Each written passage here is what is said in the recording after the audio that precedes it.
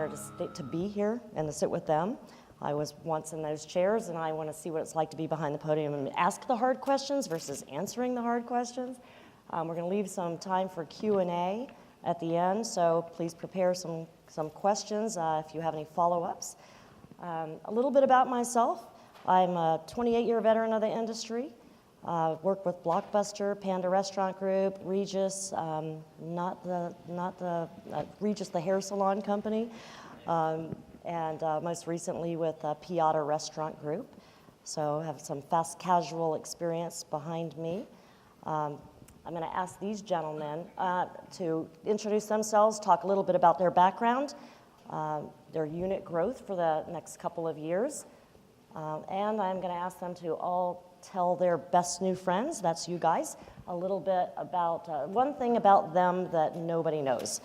Mine would be, because I have to also participate, that I'd like to go down in a cage in the water with sharks outside. I don't know why I want to do that, but I do. It's on my list. I may never achieve it, but it's on my list. I'm going to hand it over to Andrew real quick. Thank you, Kim. I'm Andrew McCaughan. I'm the Vice President of Development with Shake Shack. Great to be with you all this morning. I joined Shake Shack 8 years ago, and we had 3 restaurants in New York City, Madison Square Park, Upper West Side, and Citi Field. And we've been running ever since. We are now up to 160 Shake Shacks globally, just over 90 of which are here in the US.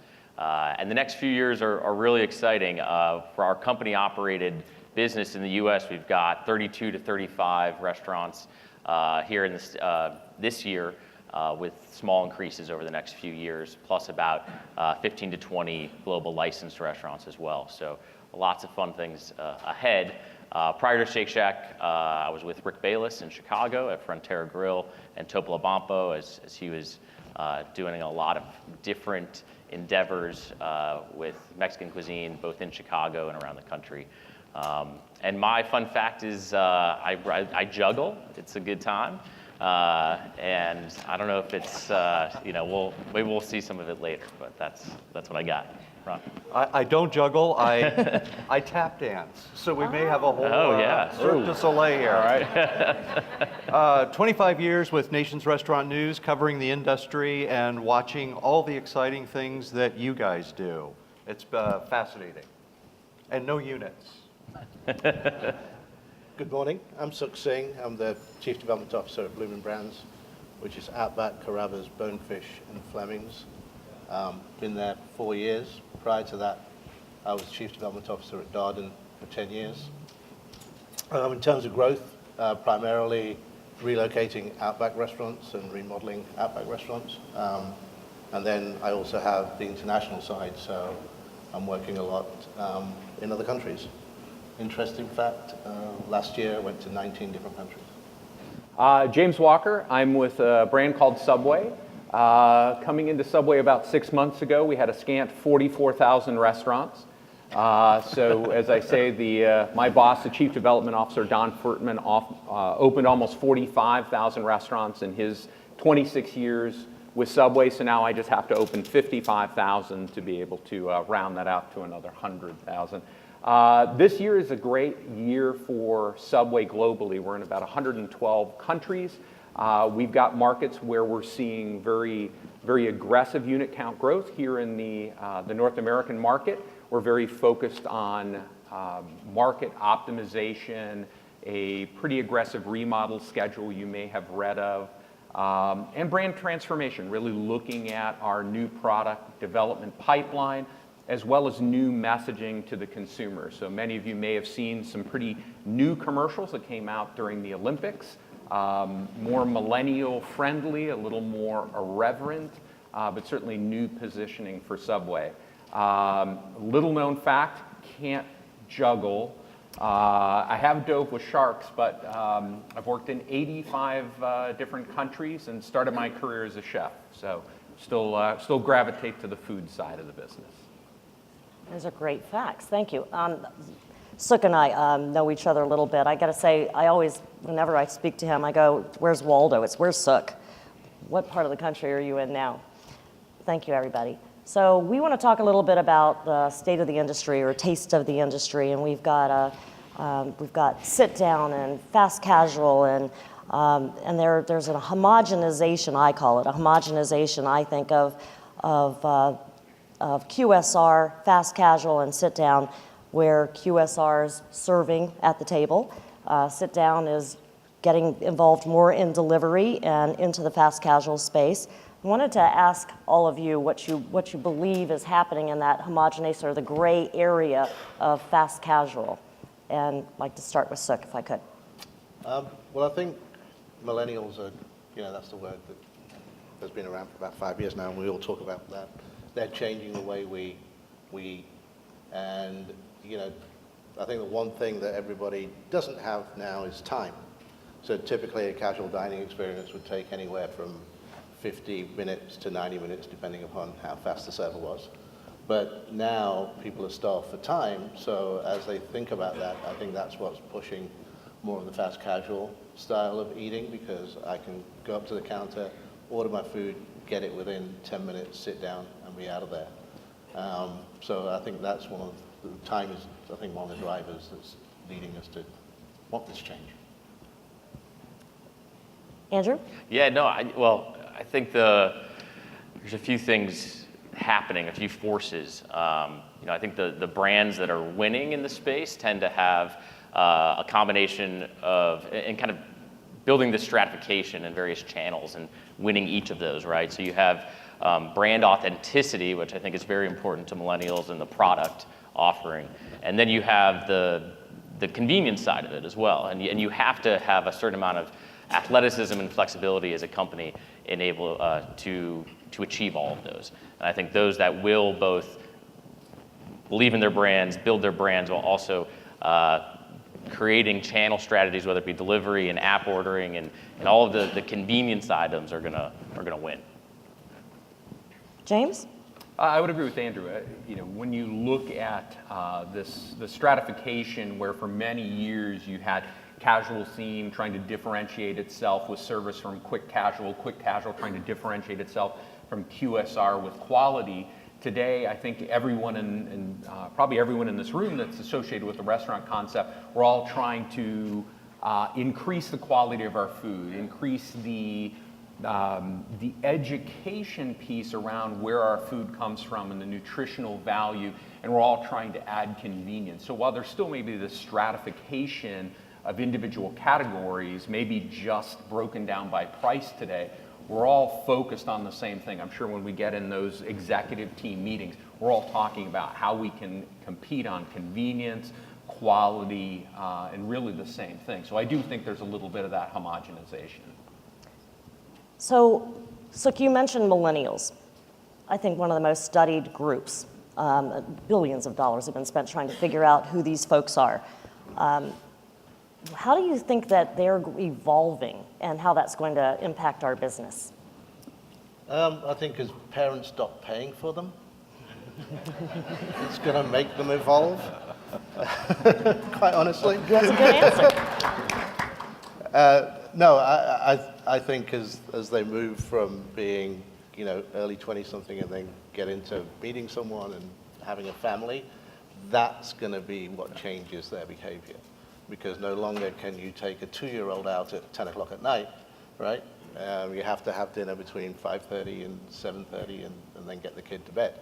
So I think as they age and they change their lifestyle, that's going to lead to, I think, a renaissance of, I'd say, back to the old way of the way they were kind of doing things, their parents did things. I mean, right now, I have 2 millennials, and they actually leave the home at 11:30 to go and eat, right? Which we never did when we were younger. So I think that's what's going to lead to the change is just as they grow up and have careers where they have to turn up at 8 o'clock in the morning. Will they ever grow up is the question. Yeah, when we stop giving them money. Yeah. Yeah. So I had a quote that I was reading a couple weeks ago, that the most favorite place to eat out is at home. So that's about convenience, and I think convenience merges with delivery and technology. I can tell you that with Piada, 50% of the food at lunch and dinner is being taken outside of the store. So whether it's going through an online delivery or pickup in the store, 50%. That impacts the business, the size of the store, the cost of the store, and the focus of our business. How is that impacting you guys? Yeah, I mean, delivery is it's a game changer. I think for Shake Shack and the company, it was happening to us, and our CEO, one of our board members, has this great analogy. It's like, all right, so if you put something in a closet, you don't feed it, and you don't give it any water or air, and it keeps just banging the door down, it keeps growing, you kind of got to pay attention to it. And so we had a lot of delivery services that were coming into Shake Shack. They were standing on line for people, and they were delivering, and we weren't stepping up to match that experience and the demand of the consumer. So we've had a much greater, sort of more offensive mindset towards delivery in terms of saying, hey, we think we're best in class. We deliver a best in class experience in our restaurants. So how are we going to deliver this to you in your home, in your favorite restaurant, which is now your home? And whether it be packaging or integration with delivery services, just ensuring that the quality of the product at the end of the day and the end-to-end experience for that user is the best it could possibly be. So delivery, it's not going to go away.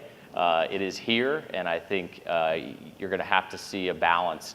The big question is going to be frequency, and are people going to deliver and then also come to the restaurants? How are things like self-driving cars and other automation going to eventually really continue to upend the delivery services industry on the logistics end? And I think that's a huge question. James? So I'd echo some of those comments. I think delivery is the new normal. Obviously, Andrew is in the better burger segment, and prior to Subway, I was as well. So fresh, high-quality beef is now the new norm. It no longer sets you apart. You have to be at that level really to compete, and I think that's where delivery is today. It's the new normal. It's an expectation. When I look forward, I think there's some concerns and opportunities. The second is just the transactional level economics. All of us who've met with the third-party deliveries are very quick to tell us about the incrementality of that transaction. And when you see the business growing at the rate it is, and by business I'm talking about the delivery segment, it's certainly outpacing the industry and it's outpacing population growth. So that tells me that we are beginning to see a more conspicuous cannibalization. And I can tell you, we like those inside the restaurant transactional level economics a lot more than the outside. So, that's impacting the business, and that really, either that's going to change, and I hope it does, where we find more efficient methods and more profitable methods for us to deliver. So I think those are two things I look at. From an opportunity standpoint, we've all rushed, or most of us have rushed, to jump on the requirement of having delivery, and it's not too different than restaurant companies who took advantage of the international marketplace, right? Somebody from Dubai called, they had a check in hand, and you know what, that check looked really good. And we went about international expansion in many companies over the last 10, 15 years in a very opportunistic fashion. And I think that's what's happened with delivery. So I think the opportunity for restaurateurs now and restaurant companies is, instead of looking at how do I deliver food to a millennial, how do I deliver a full experience, and what does that mean? And I think packaging and bundling are part of that, right? So can I deliver my core product, but can I deliver a snack and a surprise, knowing that my customer is highly likely to be millennial?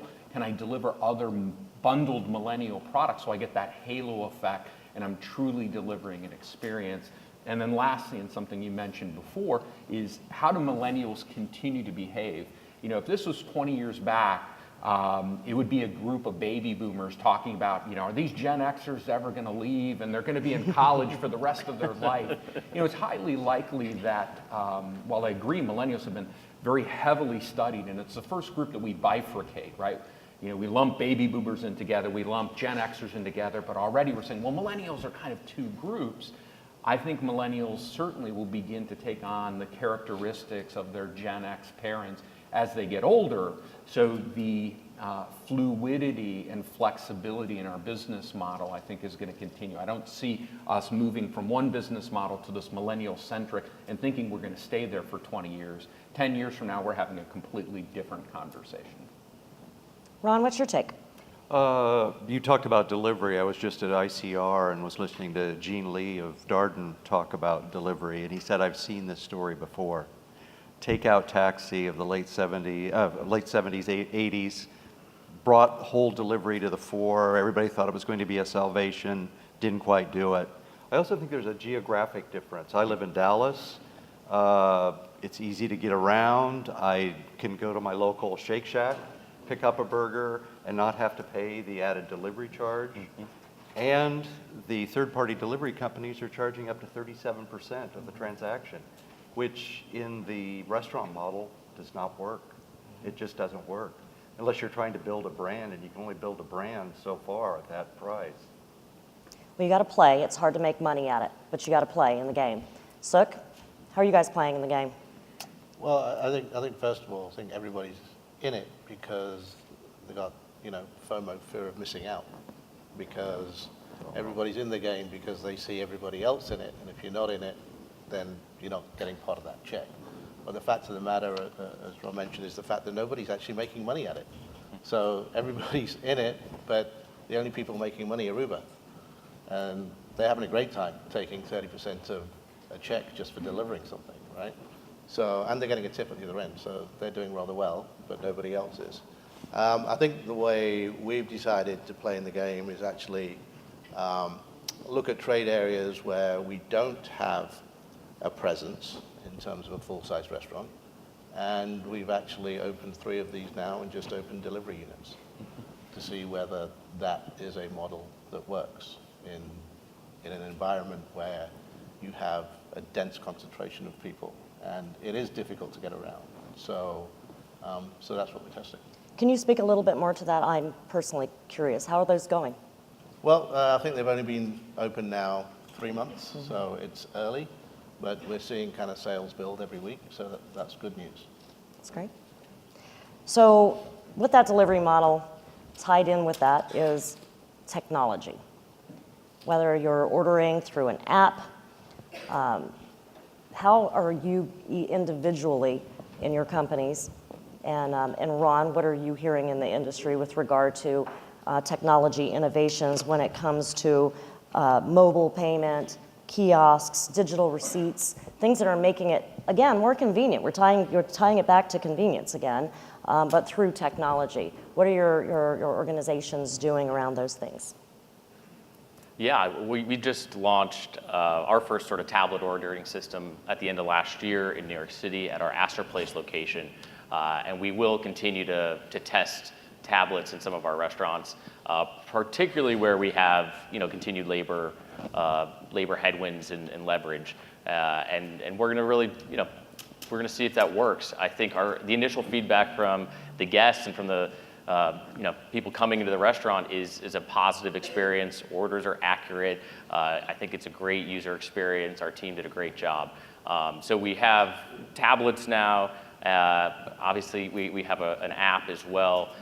So it's going to continue to be about integration, I think, and how we leverage technology throughout the restaurants. But we're entering the game, and I think we're going to be cautious, but be thoughtful about the approach.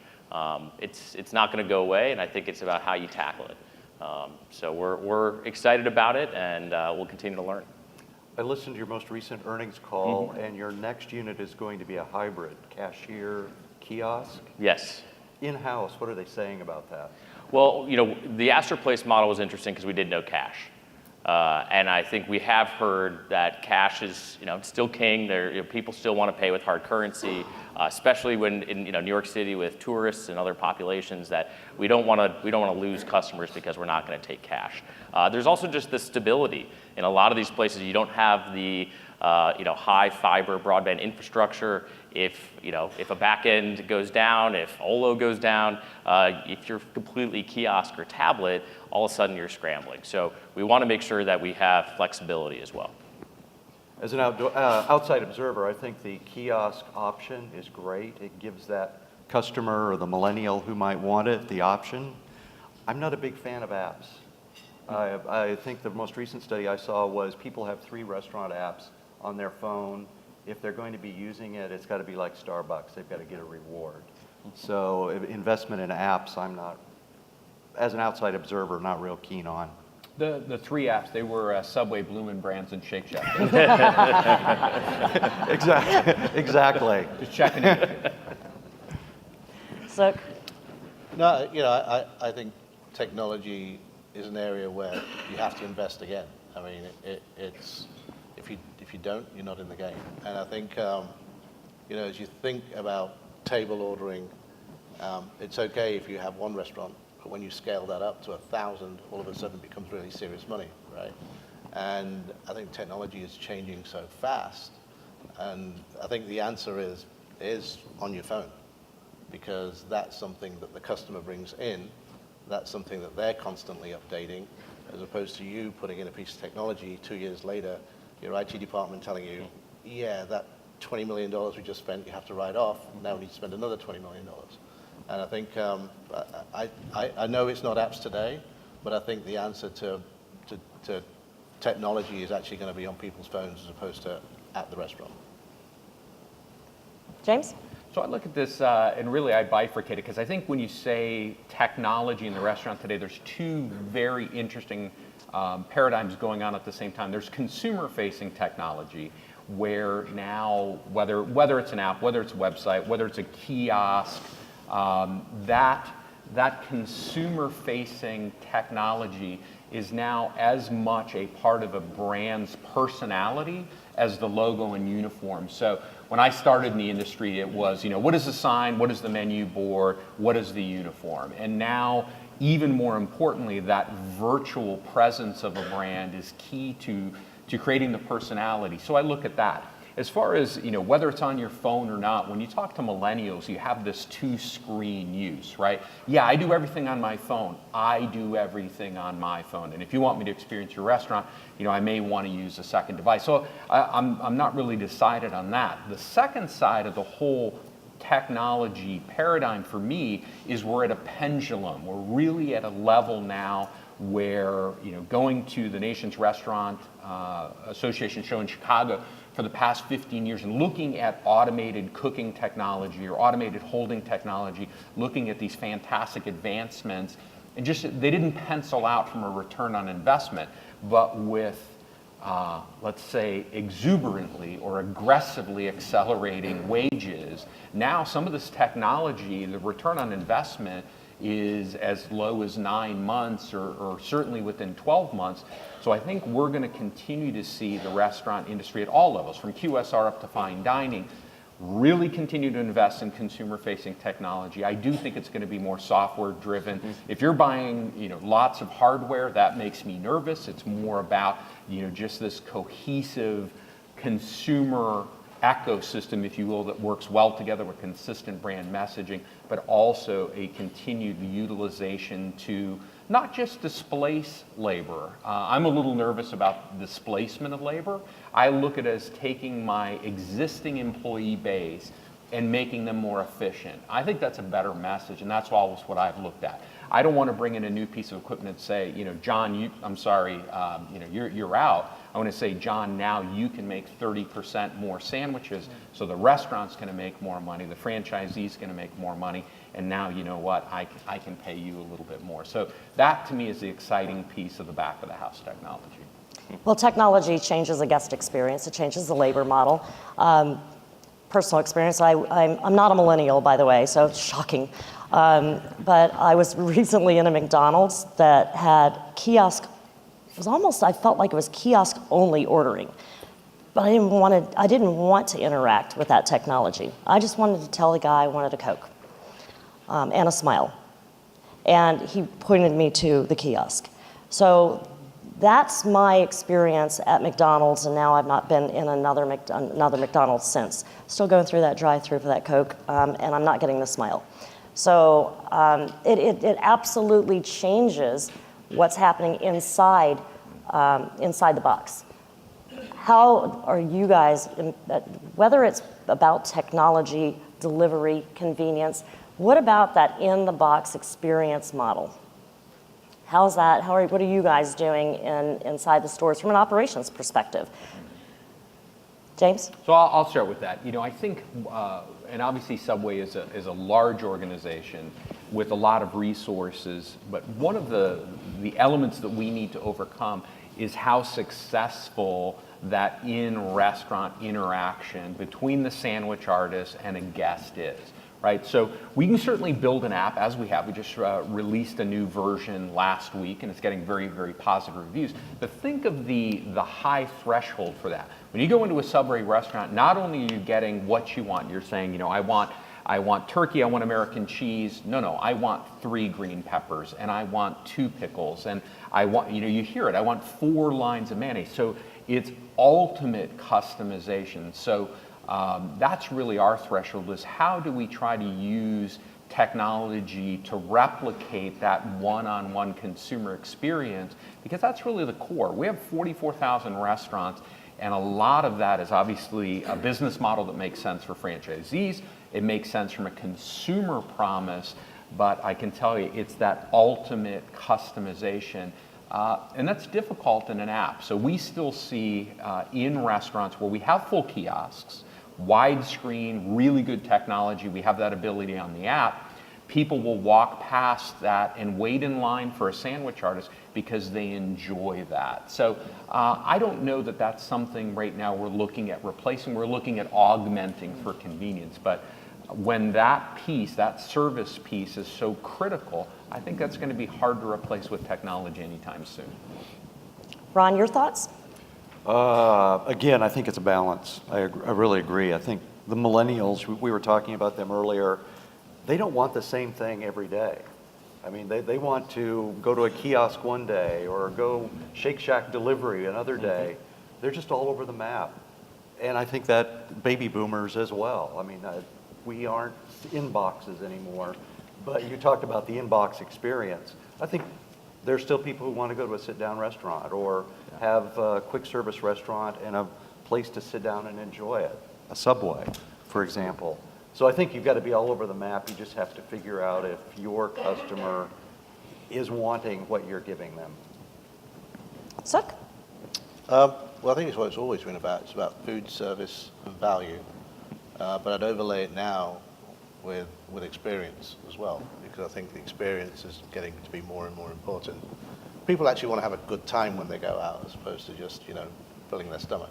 So I think companies have to think about the experience that they're giving their guests when they come in, and have them leaving like they enjoyed and had fun, as opposed to leaving, I've eaten as much food as I possibly can. Yeah, no, I think it's experience, and I think what we can do with technology and apps and everything is breed loyalty and personalization. And if we can use technology to do that, we'll be successful. Within the restaurant, it's all about people, of course. So you got to hire well, you got to train well, and we need to deliver that great experience and great hospitality. So if it's a shack with tablets in them, you're still going to have a person with a smile who's going to greet you and at least walk you through that experience, and not just point you to the Coke. And that's our goal from a training perspective.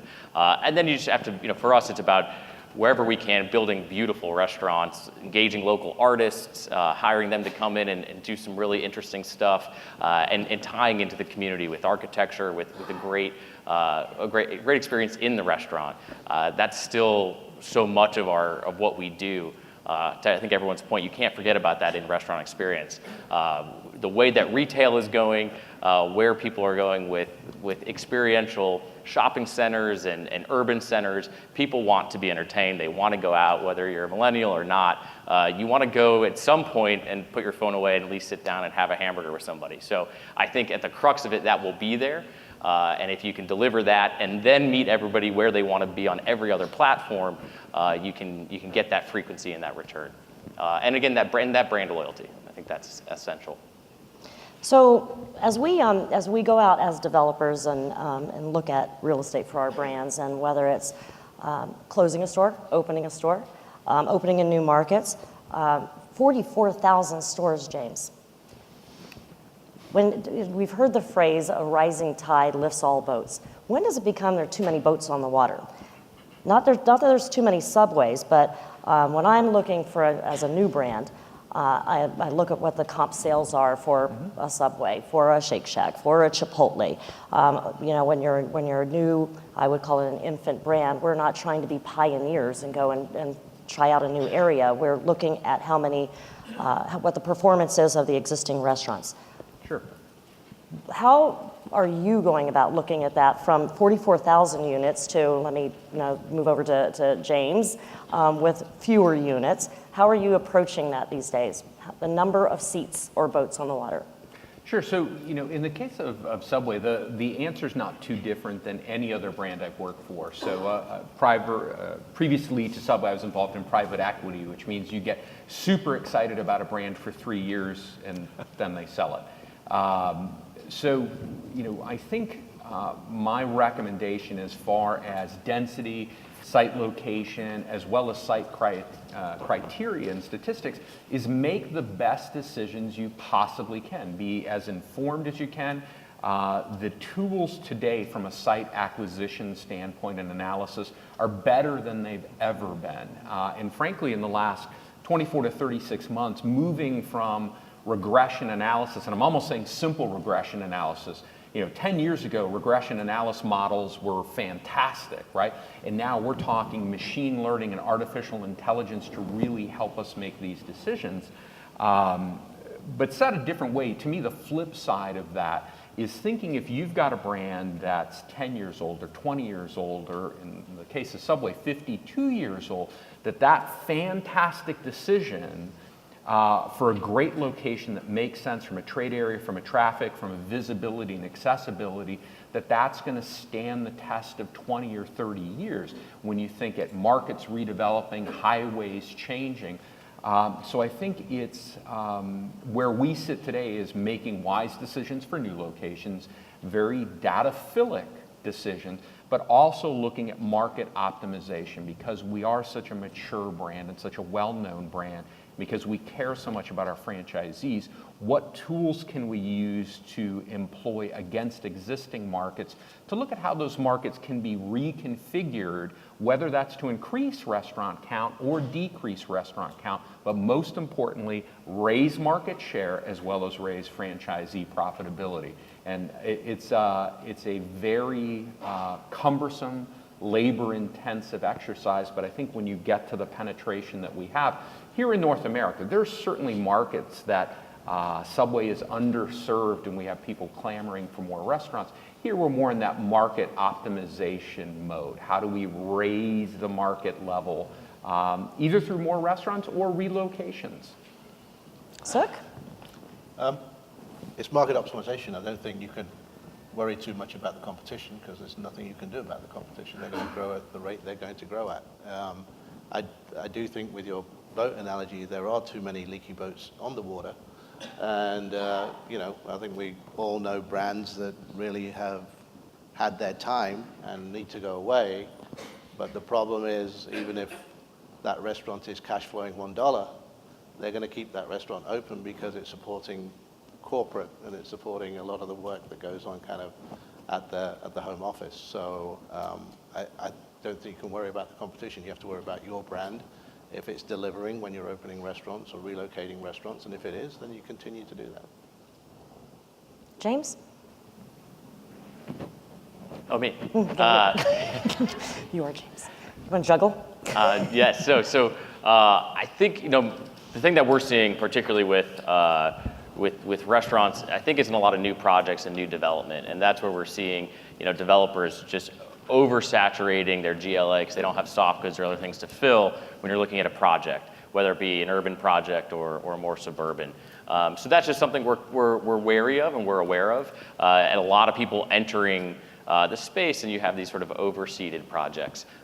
So I think it's something to be aware of as you grow and as you're looking at site selection. But you know, as the guy said, I think as long as you focus on yourself and you're able to run your restaurants really well, deliver a great brand experience, that is ultimately going to be the deciding factor whether or not you're successful.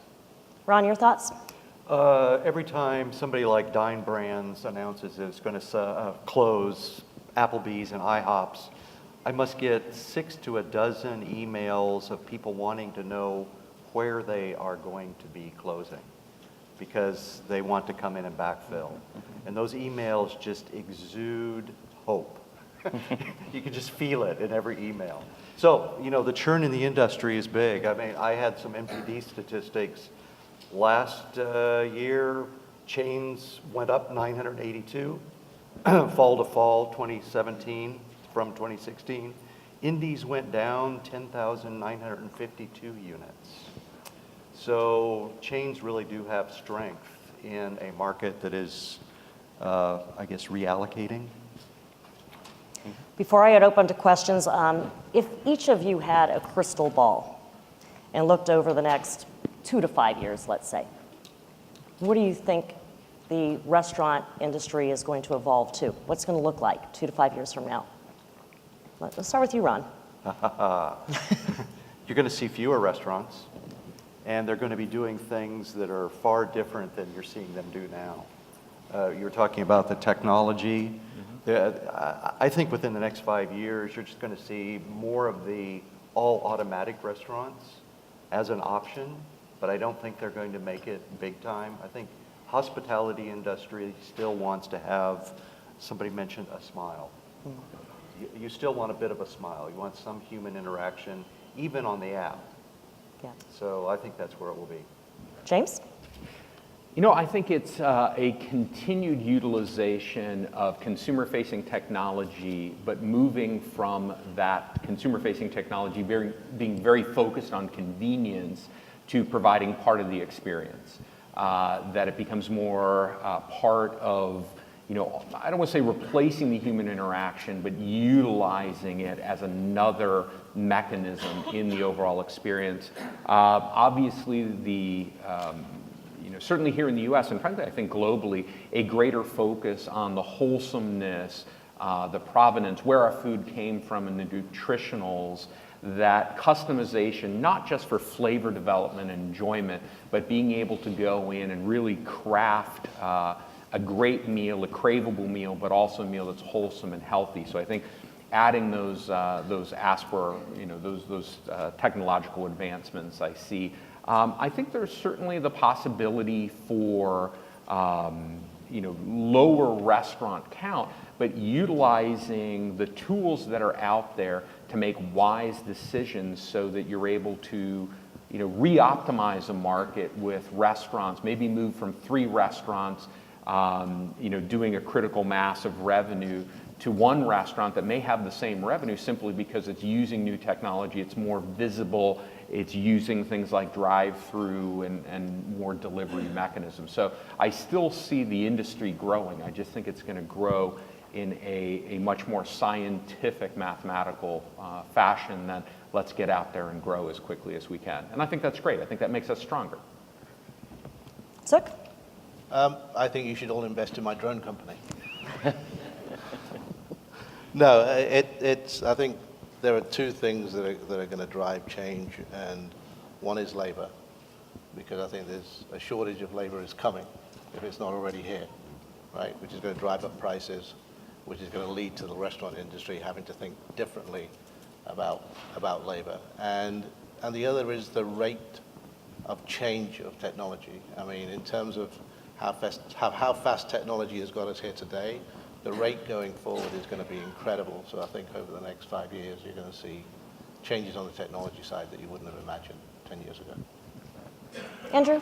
Yeah, no, agree with all of that, and I think the focus needs to be on continuing to I think, just try to stay ahead and deliver an authentic experience across the board. I think that all of this is going to happen. You have to understand it. You got to put capital behind it, whether it be repositioning or technology, and but really connecting with the consumer and the guest, creating an authentic experience. Ultimately, will, in my mind, will win, and we'll see what platform that plays out in ultimately. So I think it's really about being open to what's ahead, lots of learning. And then trying to make strategic investments in how you can best connect to folks who are dining out or in across the board. So it's going to continue to be disruptive, but I think the winners will make themselves evident over the next couple of years. Great, thank you. We have about 5 minutes left. I want to open it up for questions. Since we were talking about delivery, question for our Subway man. Whenever you can look at a business case, right, that already has metrics that somebody else has done, and they're pretty substantial metrics, it's kind of interesting to look at, right? So when we're talking about delivery, obviously Jimmy John's delivers freaky fast, right? And their AUVs are twice the amount of a Subway. Have you guys looked into that? So we have, and I think I think delivery, at least today, is highly accretive, and that's something that we're moving holistically here in North America towards a program across the board to deliver Subway. Not to speak of, and I haven't heard of the brand you mentioned. I'm not familiar with it. But I would say, not speaking of any brand in particular, but if a brand really, if their unique selling proposal, in the case of this Phantom brand I'm, again, not familiar with, was delivery, I would be frightened as that USP no longer became a unique selling proposition and became a everyone selling proposition. But absolutely, in the case of Subway, this is a brand that's built on customization, on better for you, and it's based on convenience. And I think convenience has changed a little bit in the 52 years, where now convenience isn't just, the ubiquitousness. One of the things I love about Subway is I don't have to go look for a Subway. Obviously, we have an app. I just make an assumption that if I drive down the road for 5 miles, I'm going to pass a Subway, and that's worked pretty well for me. Today, convenience is delivery, certainly here in North America, a lot of the Middle Eastern countries. So we're adding that capability across the board. We're answering that call. Quick question for the panel. Experience is coming up over and over again, at all these different conferences, and I think, experience and convenience. Where do you guys see the next evolution from some of the reputation around Yelp and turning it into almost like, you have to pay to play to get your high ratings come up? What do you guys see being the next evolution to the Yelp to really quantify that experience and make sure to hold on to not only your guests, but also your employees with the labor concerns? So what's coming next from Yelp? What do you guys think? The restaurateurs I talk to, their impression of Yelp is kind of what you say, pay to play. Yeah. They have difficulty changing any bad reviews, moving up any reviews. It's just the image among consumers is probably great. The image among the people they're covering is probably really bottom of the barrel, pit poor. So Yelp, I don't see any other version other than own personal networks, which I think are going to become more important. So I would comment on that. There's certainly other mechanisms beyond Yelp. Google has a service that they're aggressively marketing. Facebook. I think social listening is it's not going to go away. Again, it's a new norm. I think major chains, as well as small mom and pops, developing the capacity to answer social media comments and complaints, good, bad, and indifferent, very, very rapidly. Again, that's the new norm. The days when I started you got a letter and it went to the CEO and he handed it to the president and the vice president, and 5 weeks later the general manager got it and didn't remember. No, these are things that need to be answered very, very quickly. So whether it's Yelp or not, and I know that's more of a static platform, social listening and sincerely answering out to our guests, that's the new norm. And if brands are not building that capability today, they need to. We have time for one final question. Your question? So this is more like a multi-layer question. So the first one is when you start trying to play in the delivery channel, of course you will have to evolve your menu, because a lot of the menu items that you have currently in your menu board are designed or engineered for in-store consumption. How are you planning to do that? Secondly is most of your capabilities to deliver will come to aggregators. So they start owning that relationship between the brand and the consumer. So what are your take on that? How you are going to overcome that? So So I guess I'll start. So, the first part of that's really easy to answer for Subway. We've got a product that frankly travels really well. It's one of our core strengths. Making sure that we have the right packaging, that the food is made correctly, because again, we're trying to replicate that sandwich artist experience. So not only do I want green peppers and onions, but I want a specific amount. So trying to replicate that. But I think our food is really well designed to travel. You bring up an interesting point, and this kind of goes back to something we were talking about earlier. I definitely see not only the transactional level economics associated with third-party delivery changing, they're going to change because they're going to have to, right? Because sooner or later, this afternoon at 5 o'clock, we break for cocktails, and the four of us are all going to band together. I mean, we don't want to pay that anymore. So that's going to happen where you begin to see more competitive rates from the third-party aggregators as their business scales, and they can become more competitive. And without really going into any detail, I know I'm certainly already seeing third-party aggregators, third-party deliveries, who 2 years ago said the price is the price and you need me more than I need you, saying, well, maybe we can have a discussion. But I think really interesting is that you bring up this really small factor that I worry about a lot, is they own the relationship with the guest. So I think that's something that's absolutely going to have to change, because I want that relationship with the guest. I want to know when their birthday is. I want to know what their favorite sandwich is. So finding ways where instead of going through a third-party site who sends me the order, I see that turning on its ear, or really turning a 180 over the next 3 years, where really all of the brands represented here send me the order, I'll find somebody, because the delivery is an unpersonalized service. I want that personal relationship. And that goes back to delivery going from simply a service to get you food to a service that's delivering an experience. So I see that as a fundamental change over the next couple of years. Yeah, I agree with James. I think having that personal relationship is going to be key. Driving authenticity. We have the opposite problem. Our food travels terribly. I mean, the best burger you're going to have is the freshest burger you're going to have. So speed to service, speed to customer. Things like Sukh is doing with these sort of delivery kitchens, things that are truly just going to be geared towards delivery and large orders, are things that we're talking about as well. Ghost kitchens. How can we get the food to you as quickly as possible so you have a fresh product in your hand? Packaging, all of those things are going to need to be continue to be designed for a delivery experience, and that's one of our challenges. Hot food in your favorite restaurant, which is your kitchen table, probably. I think it is interesting in that guests acknowledge that the food is not going to be as good when it's delivered versus in the restaurant. So we have the Bloomin' onion, and that's the last thing you want to deliver. But guests keep on asking for it. They're like, no, I want it. And even though we tell them, well, it's going to degrade on its way there, they're like, nope, that's what I want. So you have to give it to them.